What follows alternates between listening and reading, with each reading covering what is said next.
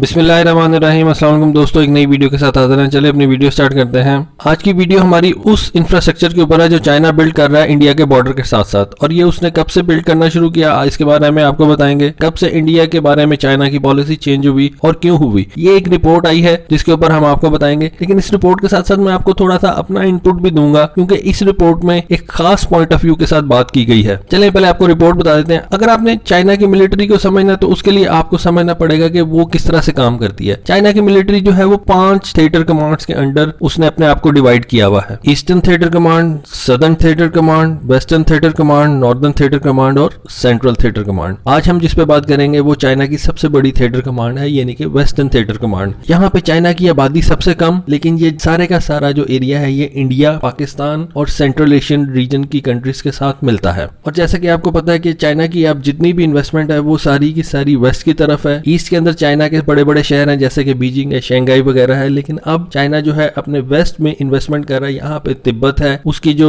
सरहद पाकिस्तान से मिलती है, यहाँ पे सीपैक उसके साथ आके मिलता है। यहाँ पे ही वो सारा इसी वेस्टर्न थिएटर कमांड के अंदर वो अरुणाचल प्रदेश है जिसके ऊपर चाइना अपना क्लेम कह रहा है, नेपाल आ रहा है। इसी वेस्टर्न थिएटर कमांड के अंदर लद्दाख आता है, अक्साई चीन आता है, और वो तमाम एरियाज जिनका चाइना और इंडिया के साथ आपस में झगड़ा चल रहा है। जब मई के अंदर ये खबरें आना शुरू हुई कि चाइना और इंडिया के दरमियान में जो मसले मसाइल शुरू हो गए, तो मैंने ये वेस्टर्न थिएटर कमांड के मैप्स खोले तो मैंने देखा कि मुझे बड़ी हैरत हुई कि यहाँ पे मैप्स डेफिनेटली पुराने थे। जो चीज मैंने देखी वो ये थी कि यहाँ पे चाइना की बहुत कम एयर बेसिस थी। जैसा कि मैंने आपको बताया, यहाँ पे चाइना की आबादी भी बहुत कम है, उनकी मिलिट्री भी इतनी ज्यादा नहीं थी। टेस्ट रेंजेस बिल्कुल यहाँ पे ही है क्योंकि ये बिल्कुल बैरन लैंड्स हैं, लेकिन इवन देन क्योंकि यहाँ पे आबादी नहीं है तो उनकी इतनी ज्यादा मिलिट्री नहीं है, बिल्कुल ऐसे एरियाज हैं, हाइट पे है ये सारे। तो इस वजह से चाइना ने भी इसको ऑलमोस्ट इग्नोर किया हुआ था, लेकिन अब सीपैक की वजह से चाइना ने इसकी तरफ तवज्जो देनी शुरू कर दी है और अब इसकी इंपॉर्टेंस बहुत ज्यादा बढ़ गई है। पहले बात करते थे तो हमारे जो इंडियन व्यूअर्स हैं वो कहते थे कि इंडिया चाइना का बॉर्डर वो है जहां पे पिछले 50 साल से कोई गोली नहीं चली। हम भी मानते थे, ठीक है, वो कहते थे कि जी वो हमारे एरिया के अंदर आ जाते हैं, हम उनके एरिया के अंदर चले जाते हैं और ये अमन अमान से हम रह रहे हैं, यहाँ पे कोई मसला मसाइल नहीं है। लेकिन फिर मई में कुछ ऐसा हुआ कि चाइना ने इंडिया के एरिया पे कब्जा कर लिया, और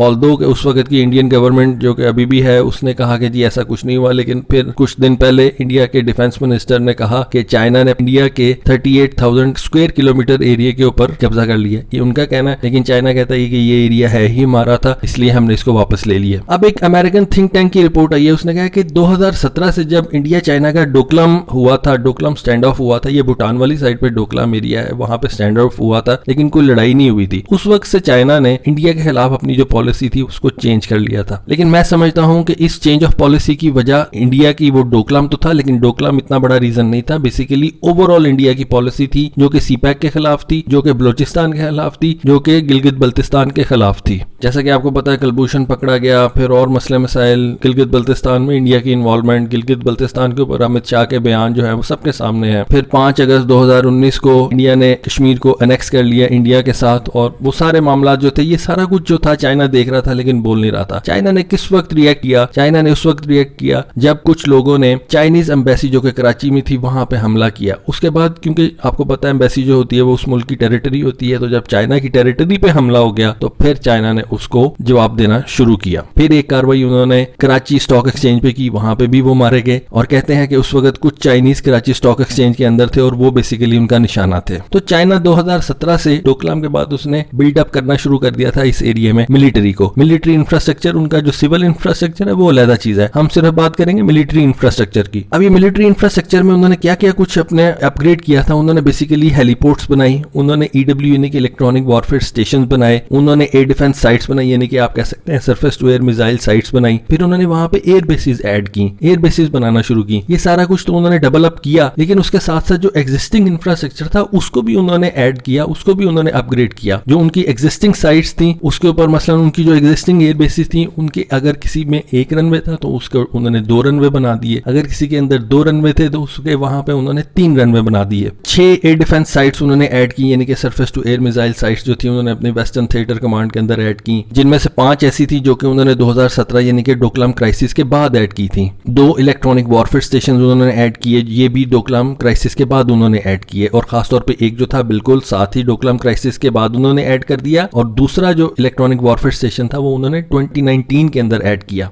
6 हेलीपोर्ट्स उन्होंने ऐड किए, यानी कि हेलीकॉप्टर साइट्स आप इनको कह लें, जिनमें जिसमें से एक उन्होंने 2016 के अंदर और बाकी 5 जो थे वो 2019 और 2020 के अंदर, बल्कि एक 2019 के अंदर और 4 2020 के अंदर उन्होंने ये हेलीपोर्ट्स ऐड किए। अब बात कर लें एयर बेसिस की, तो 10 एयर बेसिस चाइना ने डोकलाम क्राइसिस से कुछ देर पहले और अब तक उन्होंने 10 एयर बेसिस जो है वो ऐड की हैं। एक उन्होंने बिल्कुल डोकलाम क्राइसिस के बाद एयर बेस ऐड की थी, उसके बाद 2019 के अंदर यानी कि 2019 के अंदर उन्होंने 4 एयर बेसिस वहां पे बनाई और फिर इस साल 2020 के अंदर उन्होंने 4 नई air bases western theatre command के अंदर बनाई। यानी कि पिछले 4-5 सालों के अंदर चाइना ने 10 एयर बेसिस इस वेस्टर्न थिएटर एयर कमांड के अंदर उन्होंने बनाई है। तो आप अगर एयर बेसिस बनाते हैं तो डेफिनेटली उस हिसाब से यहाँ पे आप अपने फाइटर जेट्स भी रखेंगे। अगर आप कह लें कि एक एयर बेस के ऊपर आप 2 या 3 स्क्वाड्रंस रखते हैं तो और एक स्क्वाड्रन के अंदर आपके 20 जहाज हैं, तो कम से कम आप कह सकते हैं कि 50 से 60 जहाज हर एयर बेस के ऊपर चाइना ने रखने का इरादा किया है। इसका क्या मतलब है? इसका मतलब यह है कि पिछले 4 या 5 सालों में चाइना ने ये डिसाइड किया कि हमने वेस्टर्न थिएटर कमांड के अंदर 500 जहाज जो हैं फाइटर जेट्स वो ऐड करने हैं। अब ये 500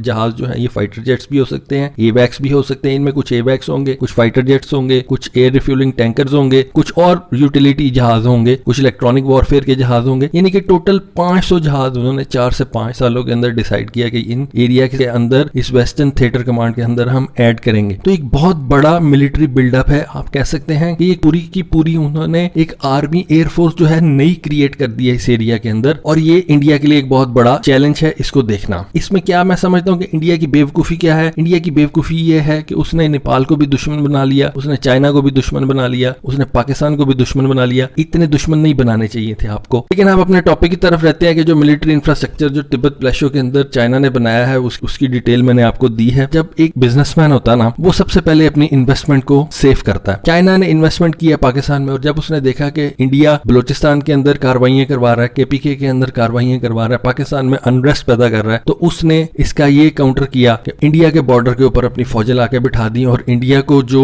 उसकी तवज्जो पाकिस्तान की तरफ थी वो हटा के तो उसने उसके अपने मुल्क की तरफ करवा दी। दोस्तों, आप क्या समझते हैं ये जो चाइना ने इतना ज्यादा बड़ा बिल्डअप किया है इसको इंडिया कैसे काउंटर करेगा? क्या कर भी सकेगा काउंटर या नहीं कर सकेगा? तो इस बारे में प्लीज कमेंट सेक्शन में बताएं। Thank you. Allah Hafiz.